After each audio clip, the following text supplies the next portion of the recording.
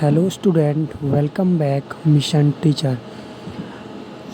चलिए स्टूडेंट, शुरू करते हैं हम आज की नई क्लास को। तो आज का पहला प्रश्न है आपके सामने।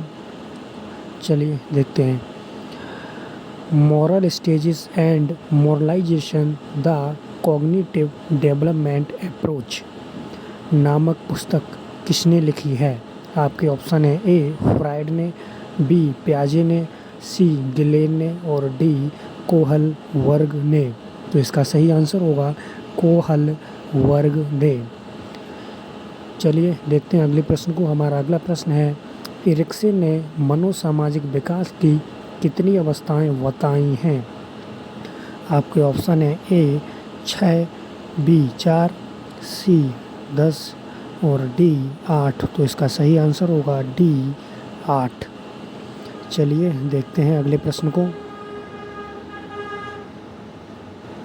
हमारा अगला प्रश्न है, कोहल वर्ग ने नैतिक विकास के कितने स्तर बताए हैं? आपके ऑप्शन है ए 3, बी 2, सी 5, डी 4। तो इसका सही आंसर होगा ए 3।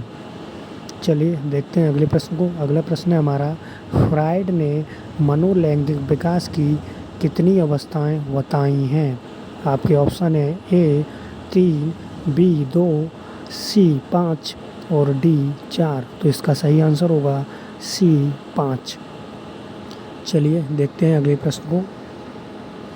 हमारा अगला प्रश्न है, वाइगोट्स्की ने संज्ञानात्मक विकास में बच्चों के लिए महत्वपूर्ण साधन बताए हैं। आपके ऑप्शन है ए चिंतन, बी भाषा और सी ए और बी दोनों, डी व्यवहार।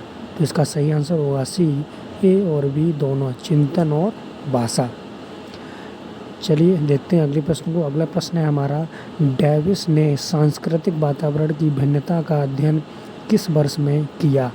आपके ऑप्शन है ए 1940 में, बी 1942 में, सी 1946 में और डी 1948 में। तो इसका सही आंसर होगा ए 1940 में। ठीक, चलिए देखते हैं नेक्स्ट क्वेश्चन को। हमारा नेक्स्ट क्वेश्चन है, मनुष्य अपने भाव प्रकाशन हेतु किस साधन का प्रयोग करता है? आपके ऑप्शन है ए दृष्टि संकेत, बी स्पर्श संकेत, सी श्रव्य संकेत और डी इनमें से सभी। तो इसका सही आंसर होगा डी इनमें से सभी। चलिए देखते हैं अगले प्रश्न को। हमारा अगला प्रश्न है, किशोरावस्था में कौन सी मूल प्रवृत्ति जीवन में तूफान लाती है? आपके ऑप्शन है ए जिज्ञासा की, बी काम की, सी सामूहिकता की और डी इनमें से कोई नहीं। तो इसका सही आंसर होगा बी काम की। चलिए देखते हैं अगले प्रश्न को।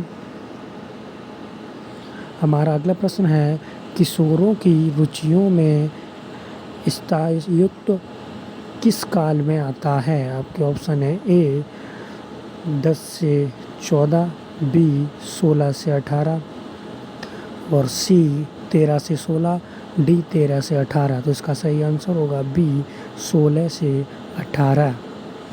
चलिए देखते हैं अगला प्रश्न।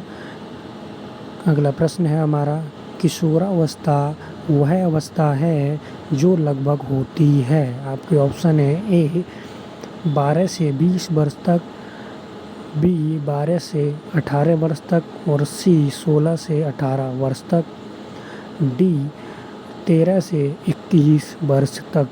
तो इसका सही आंसर होगा डी 13 से 21 वर्ष तक। चलिए देखते हैं अगले प्रश्न को। हमारा अगला प्रश्न है, किशोरावस्था की विशेषताओं को सर्वोत्तम रूप से व्यक्त करने वाला एक शब्द है। आपके ऑप्शन है ए विकास, बी स्थिरता और सी समायोजन, डी परिवर्तन। तो इसका सही आंसर होगा डी परिवर्तन। तो चलिए स्टूडेंट, आज की क्लास को हम यहीं समाप्त करते हैं। मिलते हैं आपको नेक्स्ट क्लास में। तब तक के लिए सभी स्टूडेंट को best of luck and thank you.